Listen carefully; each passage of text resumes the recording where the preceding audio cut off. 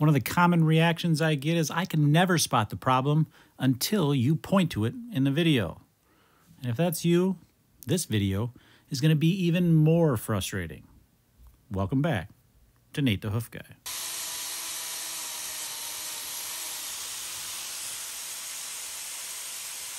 It's pretty obvious right now, isn't it? Just wait.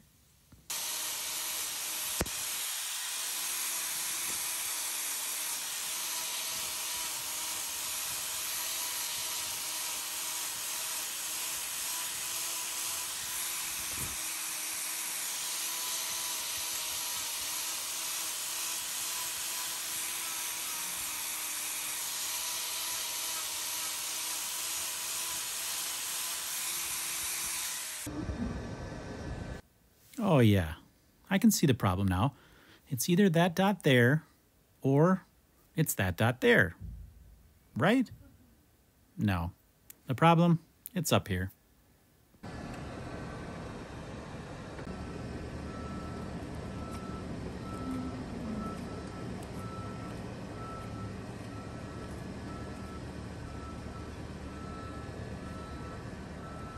Notice as I dish this out with my grinder, I'm going to start at that dot and work upwards. I'm going to notch upwards. I'll explain why as I work here in a little bit.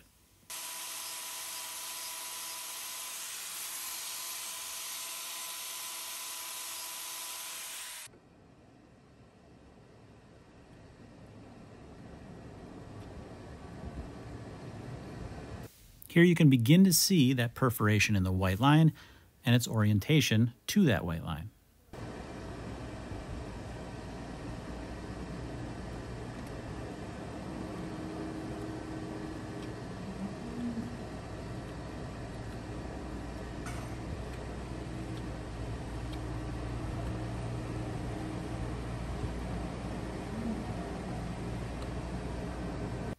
If you couldn't really see that perforation before, it's a lot clearer now. I want you to take note of where it is in the sole, and when we finish trimming, how far that has moved up that claw.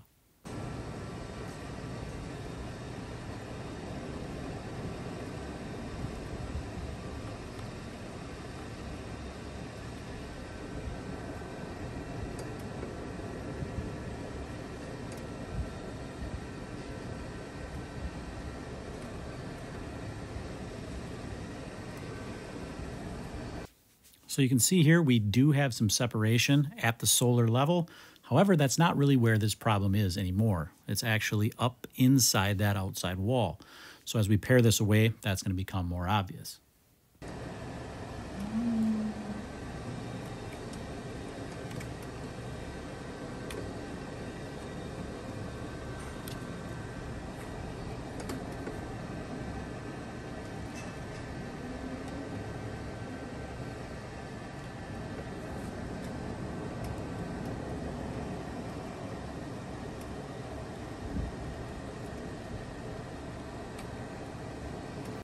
You'll notice as I work my knife through this wall horn, how much more difficult it is to get my knife to go through that.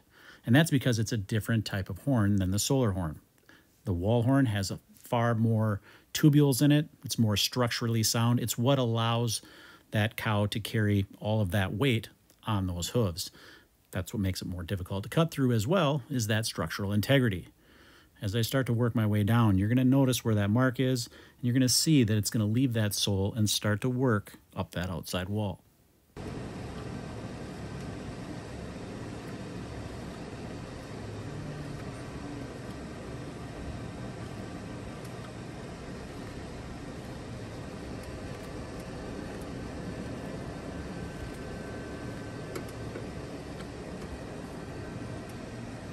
Remember those two black dots from earlier in the video and how I pointed out that they were going to be lower than the actual problem? You're probably wondering, well, what's the significance of those dots if they don't mark the problem itself? Well, what those dots actually are little pockets of hemorrhaging that happened several months ago. Those little dots are telling us that there was a problem inside that claw at one time, and in this case, it was still there. But those little black dots, as the hoof grows, they kind of move down that claw with that growth. They're telling us there's a problem, but they don't necessarily point exactly to it. In this case, based on the sole thickness, I knew that that mark was going to be higher based on that. If that sole thickness is still 3/8 of an inch thick or so, this one was actually a little bit more than that, then this mark is going to fit along that timeline up higher in the foot. Now, do you really need to know that? Is this ever going to be useful to you practically? Probably not, but now you know.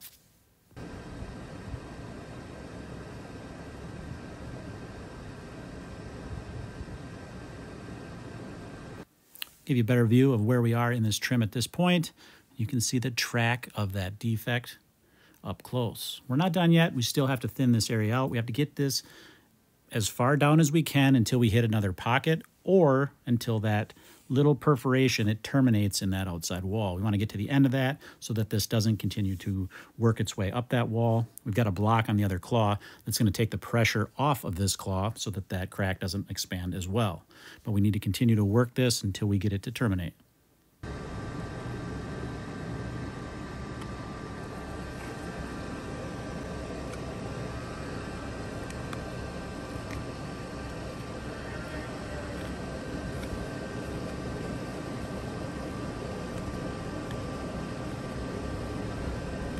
Now, even though we focus on a lot of outside forces as the cause for these, whether it be slipping or too much pressure, things like that, I really think the problems themselves originate on the inside, in the horn formation itself. And I think the evidence points to that, with whether it be these little dots in the white line that are showing past things happening, or if it just the way that these lesions are located in relation to where those marks are in that white line. They don't line up. That's telling us that there's obviously a problem that has happened over time, and that ultimately we're working back toward that growth point when we actually find the lesion. So kind of have to think about things both ways. How do we trim that foot to give it the best possible position so that it forms correctly on the inside? You can see we've gotten to where that crack is terminated. If you look on the edges, you see how pink that is. That's because we're right down and got that as thin as possible. We do that so that there's some flex there and that we don't have any extra pressure on that area. A little wrap to protect this, and she is done. You'll be able to see what this looks like when they put this foot down. She stands on that. That's going to take all of the pressure off of that other claw. She's done. That's going to do it, guys. As always, thanks for watching, and we will see you all on the next one.